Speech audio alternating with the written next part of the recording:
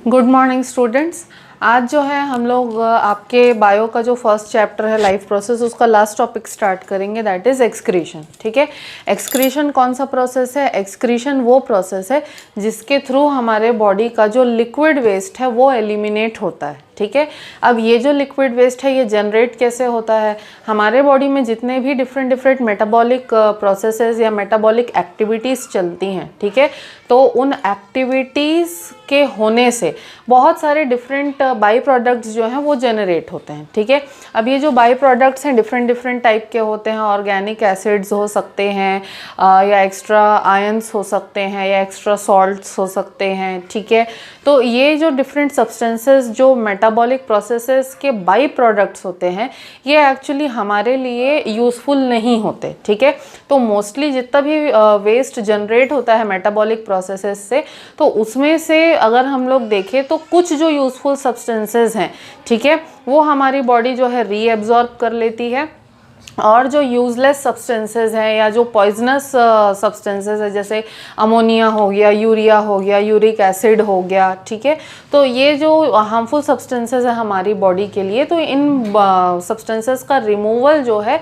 ये बहुत ज़रूरी हो जाता है, क्योंकि अगर इनका एक्यूमुलेशन हमारी बॉडी के अंदर हो गया तो इनके एक्यूमुलेशन से और डिफरेंट तरीके की प्रॉब्लम्स जो है वो हमारी बॉडी को फेस करनी पड़ सकती हैं। ठीक है, और इसमें भी एक बहुत इम्पॉर्टेंट फैक्टर जो होता है वो ये है कि एक्सक्रीशन इसलिए भी इम्पॉर्टेंट है कि एक्सक्रीशन के प्रोसेस के थ्रू हमारी बॉडी में ऑस्मो रेगुलेशन होता है। ऑस्मो रेगुलेशन का मतलब क्या है?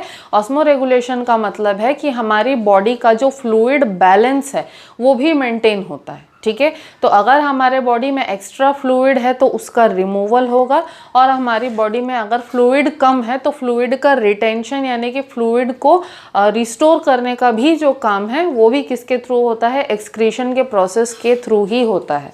ठीक है, तो एक्सक्रीशन का जो प्रोसेस है वो वेस्ट मटीरियल्स को एलिमिनेट करने के साथ साथ ऑस्मो रेगुलेशन के लिए भी बहुत ज़्यादा इम्पॉर्टेंट है। ठीक है, अब एक्सक्रीशन का जो प्रोसेस है वो फ्लूइड को भी रिमूव कर रहा है, वेस्ट मटेरियल को भी रिमूव कर रहा है, और फ्लूइड की क्वांटिटी को रेगुलेट भी कर रहा है। तो ओवरऑल अगर हम लोग देखें तो एक्सक्रीशन का जो प्रोसेस है उसके थ्रू हमारी बॉडी का जो पीएच है वो भी मेंटेन होता है, और जो बॉडी का होम्योस्टैसिस है यानी कि बॉडी का जो बैलेंस है वो भी मेंटेन हमारा बॉडी का जो है वो एक्सक्रीशन के प्रोसेस के थ्रू ही होता है। ठीक है, अब एक्सक्रीशन जो है ये मल्टी सेल्यूलर ऑर्गेनिजम्स में डिफरेंट तरीके से होता है, और यूनिसेल्यूलर ऑर्गेनिजम्स जो हैं उनके अंदर डिफरेंट तरीके से होता है। ठीक है, अब यूनिसेल्यूलर ऑर्गेनिजम्स जो है उनकी बॉडी का ऑर्गेनाइजेशन बहुत सिंपल होता है, उनके अंदर ऑर्गन सिस्टम्स नहीं होते हैं।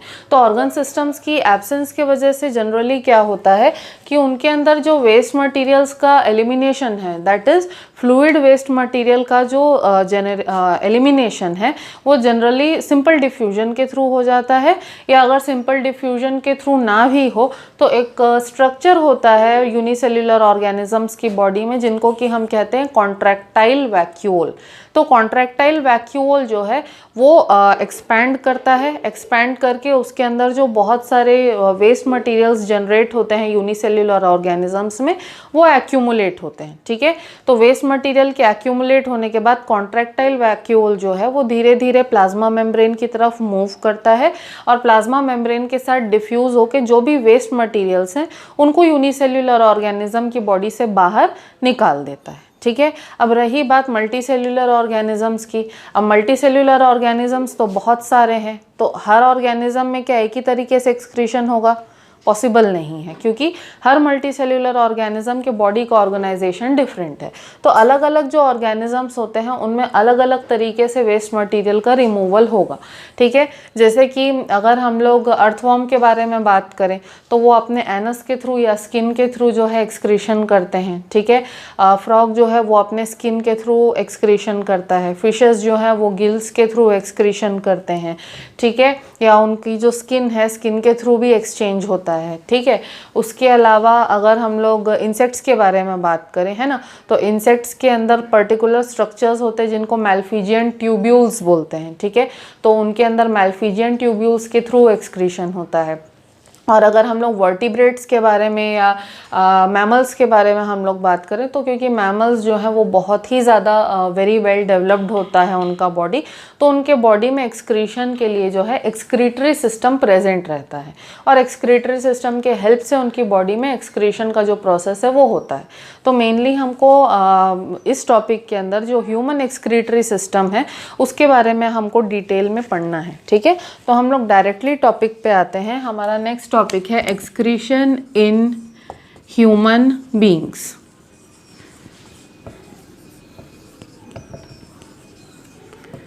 ठीक है, अब ह्यूमन बीइंग्स क्योंकि हमारी बॉडी का ऑर्गेनाइजेशन बहुत ही ज़्यादा वेल डेवलप्ड होता है, ठीक है, तो हमारी बॉडी के अंदर डिफरेंट डिफरेंट सिस्टम्स हैं हर फंक्शन को परफॉर्म करने के लिए, जैसा अभी तक हम लोग पढ़ते आए हैं चैप्टर में, ठीक है। तो एक्सक्रीशन के लिए हमारी बॉडी में होता है एक्सक्रीटरी सिस्टम, ठीक है।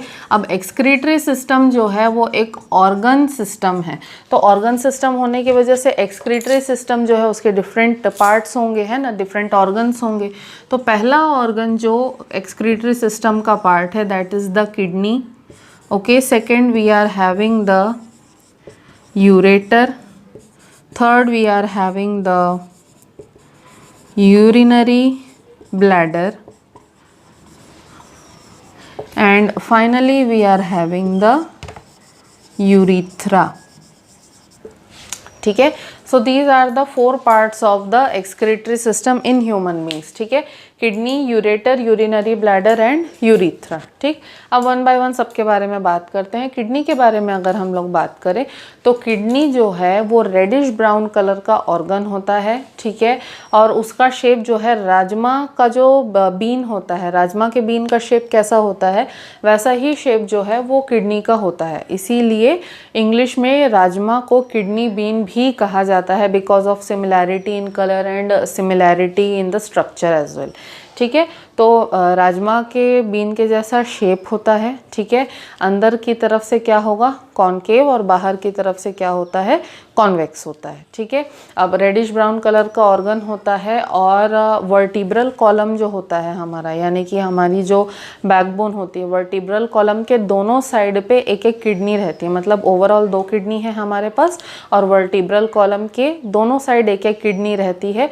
और जो हमारी बॉडी का डॉर्सल वॉल है, मतलब जो हमारी बॉडी का ये जो पीछे का जो पार्ट है, ठीक है, तो डॉर्सल यानी कि जो पीछे का पार्ट है तो बॉडी के डॉर्सल वॉल से अटैच्ड होती है किडनी, ठीक है। पीछे का जो वॉल होता है बॉडी का उससे अटैच्ड होती है हमारी किडनीज, ठीक है।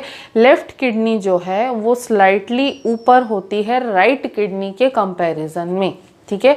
लेफ्ट किडनी जो है वो स्लाइटली ऊपर होती है राइट किडनी के कंपैरिजन में, ठीक है। और अगर हम लोग डायमेंशंस के बारे में बात करें तो किडनी जो है 10 सेंटीमीटर लंबी होती है, 4 सेंटीमीटर उसकी ब्रेड्थ होती है और 3.5 टू 4.5 सेंटीमीटर जो है उसकी विड्थ होती है। तो 10 सेंटीमीटर लंबा, 3.5 टू 4.5 सेंटीमीटर चौड़ा, और उसकी विड्थ जो है, ठीक है, वो कितनी होती है, करीब करीब 4 सेंटीमीटर होती है, ठीक है। अब किडनी के बारे में अगर हम लोग और बात करें, ठीक है, तो किडनी जो है उसको ब्लड की सप्लाई किससे होती है, किडनी को ब्लड की सप्लाई होती है रीनल आर्टरी और रीनल वेन से,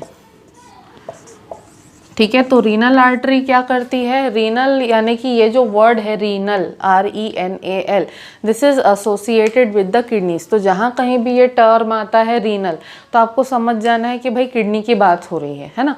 तो रीनल आर्टरी जो है यानी कि किडनी के अंदर जाने वाली जो आर्टरी है वो क्या करती है, ऑक्सीजनेटेड ब्लड तो लाती है लेकिन उस ऑक्सीजनेटेड ब्लड के अंदर डिफरेंट वेस्ट प्रोडक्ट्स भी रहते हैं, ठीक है। और रीनल आर्टरी जब किडनी को एंटर करती है तो किडनी को एंटर करने के बाद जो है किडनी उस ब्लड का प्यूरिफिकेशन करती है, मतलब टॉक्सिन्स को रिमूव करती है। और फिर जो रीनल वेन होती है वो क्या करती है, डीऑक्सीजनेटेड ब्लड को लेकर के जाएगी, लेकिन वो जो डीऑक्सीजनेटेड ब्लड होगा बाहर निकलेगा किडनी से, वो जो डीऑक्सीजनेटेड ब्लड है उसमें टॉक्सिन्स कम होंगे, ठीक है। तो रीनल आर्टरी ऑक्सीजनेटेड ब्लड लाएगी लेकिन वो टॉक्सिन रिच होगा, लेकिन रीनल वेन जो है डीऑक्सीजनेटेड ब्लड लेकर के जाएगा लेकिन that will be free from toxins, ठीक है। तो उसमें कन्फ्यूजन नहीं होना चाहिए, ठीक है। अब जो किडनीज़ होती हैं, किडनी को जो हम लोग बोलते हैं कि फिल्ट्रेशन ऑर्गन है, ठीक है। तो किडनी के अंदर ऐसा क्या है कि जो फिल्ट्रेशन कर रहा है या जिसकी वजह से फिल्ट्रेशन हो रहा है, ठीक है। किडनी के अंदर स्मॉल फिल्ट्रेशन यूनिट्स होते हैं, ठीक है। स्मॉल फिल्ट्रेशन यूनिट्स होते हैं जिनको हम लोग कहते हैं नेफ्रॉन, ठीक है। और नेफ्रॉन ही वो यूनिट है, वो फिल्ट्रेशन यूनिट है जहाँ पर एक्चुअली जो टॉक्सिन्स का रिमूवल है या यूज़फुल सब्सटेंसेस का रीएब्जॉर्प्शन जो है वो कहाँ पर होता है, नेफ्रॉन में ही होता है। तो नेफ्रॉन का जो स्ट्रक्चर है या उसकी जो फंक्शनिंग है उसको हम लोग बाद में लास्ट में डिस्कस करेंगे, ठीक है। अब हम लोग आगे बढ़ते हैं, यूरेटर पर आते हैं, ठीक है। यूरेटर क्या है, यूरेटर जो है वो किडनी से निकलने वाला एक ट्यूब्यूलर स्ट्रक्चर होता है जो किडनी में जितना भी यूरिन बनता है उस यूरिन को कलेक्ट करता है किडनी से, और उस यूरिन को कलेक्ट करके कहाँ तक लेके आता है, यूरिनरी ब्लैडर तक लेकर के आने का काम कौन करता है, यूरेटर करता है, ठीक है। अब यूरेटर जो है ट्यूब के जैसा स्ट्रक्चर तो है लेकिन वो थोड़ा सा एक्सपेंड कर सकता है, ठीक है। अब इसके डायमेंशंस के बारे में हम लोग बात करें तो 30 सेंटीमीटर लॉन्ग होता है यूरेटर, ठीक है। और यूरिनरी ब्लैडर तक जो है यूरिन को पहुंचाने का काम कौन करता है, यूरेटर ही करता है, ठीक है। अब यूरेटर जो है, जैसे किडनी दो है तो यूरेटर भी दो होंगे, एक लेफ्ट किडनी से निकलेगा और एक राइट किडनी से निकलेगा, और दोनों के दोनों ऊपर की तरफ से यूरिनरी ब्लैडर पे जाके क्या करते हैं, ज्वाइन करते हैं, ठीक है। अब यूरिनरी ब्लैडर के बारे में अगर हम लोग बात करें तो यूरिनरी ब्लैडर जो है वो भी एक डिस्टेंसिबल पाउच या बैग के जैसा स्ट्रक्चर होता है। डिस्टेंसिबल मतलब कि एक्सपैंड कर सकता है, ठीक है। तो डिस्टेंसिबल पाउच के जैसा स्ट्रक्चर होता है और इसका शेप जो है पेयर शेप होता है, इन्वर्टेड पेयर शेप, ठीक है। तो यूरिनरी ब्लैडर का शेप जो है कुछ इस तरीके से होता है, ठीक है, इन्वर्टेड पेयर शेप होता है। और यूरेटर जो है ऊपर से आ करके ऑब्लिकली, ठीक है, ऊपर से आके ऑब्लिकली जो है ज्वाइन करते हैं किसको, यूरिनरी ब्लैडर को, लाइक दिस, ठीक है। अब यूरिनरी ब्लैडर जो है उसकी भी कुछ कैपेसिटी होगी। जनरली जो ह्यूमंस हैं उनके जो यूरिनरी ब्लैडर होते हैं उसकी कैपेसिटी जो है 600 से 800 ml जो है होती है, ठीक है।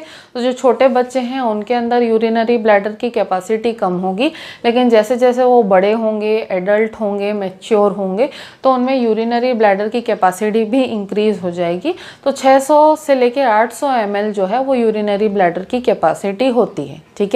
अब यूरिनरी ब्लैडर जो है उस पे उसके एज पे, मतलब जहाँ पर से यूरिथ्रा स्टार्ट होता है, ठीक है। तो ये यूरिनरी ब्लैडर कि उस जगह पर जहाँ पर से यूरिथ्रा स्टार्ट होता है यहाँ पे एक स्फिंक्टर मसल होता है, जैसे कि स्टमक में था एक पायरोलिक स्फिंक्टर मसल था, एक कार्डियक स्फिंक्टर मसल था, फिर एनस में एनल स्फिंक्टर मसल था, है ना। तो वैसे ही यहाँ पर भी एक स्फिंक्टर मसल होता है जो कि रेगुलेट कर सकता है यूरिन के रिमूवल को, ठीक है। यूरिन के रिमूवल को रेगुलेट करने का काम जो है वो किसका है, यहाँ पर ब्लैडर के नीचे एक स्फिंक्टर मसल होता है, उसका काम है, ठीक है। तो अब यूरिनरी ब्लैडर जो है उसमें जब एक एवरेज कैपेसिटी जो है उसकी अचीव हो जाती है, मतलब 400 से 500 ml अगर उसके अंदर यूरिन एक्यूमुलेट होता है तो हमको यूरिन करने की अर्ज होने लगती है, ठीक है। लेकिन यूरिन करने का जो अर्ज है उसको हम लोग कंट्रोल कर सकते हैं, ठीक है। कब तक, जब तक यूरिनरी ब्लैडर की फुल कैपेसिटी अचीव नहीं हो जाती। लेकिन जैसे ही एक बार यूरिनरी ब्लैडर की फुल कैपेसिटी अचीव हो जाती है तो हमको यूरिन को एलिमिनेट करना जो है वो नेसेसरी हो जाता है, क्योंकि फिर यूरिनरी ब्लैडर पे जो है प्रेशर बहुत ज़्यादा बनने लगता है, ठीक है। तो प्रेशर की वजह से आकर के हम लोग यूरिन को जो है बाहर एलिमिनेट करते हैं, ठीक है। अब फाइनली हम लोग किस पर आते हैं, हम लोग आते हैं यूरिथ्रा पे, ठीक है। यूरिथ्रा क्या है, यूरिथ्रा भी एक डिस्टेंसेबल ट्यूब्यूलर स्ट्रक्चर है जो कि यूरिनरी ब्लैडर से कनेक्टेड होता है। उसके दो एंड्स हैं, एक एंड जो है यूरिनरी ब्लैडर से कनेक्टेड होता है और एक एंड जो है हमारी बॉडी के बाहर ओपन होता है, ठीक है। तो यूरिथ्रा जो है उसका बेसिक फंक्शन क्या है, उसका बेसिक फंक्शन है यूरिन को हमारी बॉडी के बाहर एलिमिनेट करना, ठीक है। तो यूरिथ्रल ओपनिंग जो होती है, ठीक है, वो मेल्स में जो है सेम होती है, मतलब कि जो सेक्सुअल रिप्रोडक्टिव सिस्टम है, ठीक है, उसकी ओपनिंग, ठीक है, और यूरिन की ओपनिंग, यूरिथ्रल ओपनिंग जो होती है वो मेल्स में सेम होती है, लेकिन फीमेल्स में जो रिप्रोडक्टिव सिस्टम का ओपनिंग है दैट इज़ डिफरेंट और यूरिथ्रल ओपनिंग जो है दैट इज़ डिफरेंट, ठीक है। तो इसीलिए यूरिथ्रा का जो लेंथ है वो भी वेरी करता है। फीमेल्स में यूरिथ्रा की जो लेंथ होती है वो होती है 4 सेंटीमीटर, लेकिन मेल्स में यूरिथ्रा की जो लंबाई होती है, जो लेंथ होती है दैट इज़ 20 सेंटीमीटर, ठीक है। तो यूरिथ्रा के लेंथ में भी यहाँ पर हमको डिफरेंस दिखाई देता है, ठीक है। सो आई होप दैट जो भी डिटेल्स मैंने आपको यूरिनरी सिस्टम के बारे में बताया वो आप लोगों को क्लियर हैं, ठीक है। नेक्स्ट जो हमारी क्लास होगी उसमें हम लोग नेफ्रॉन का जो स्ट्रक्चर है उसको डिस्कस करेंगे और नेफ्रॉन कैसे फंक्शन करता है उसको भी हम लोग डिस्कस करेंगे, ठीक है। Until then if you are having any type of doubt you can ask me. Thank you.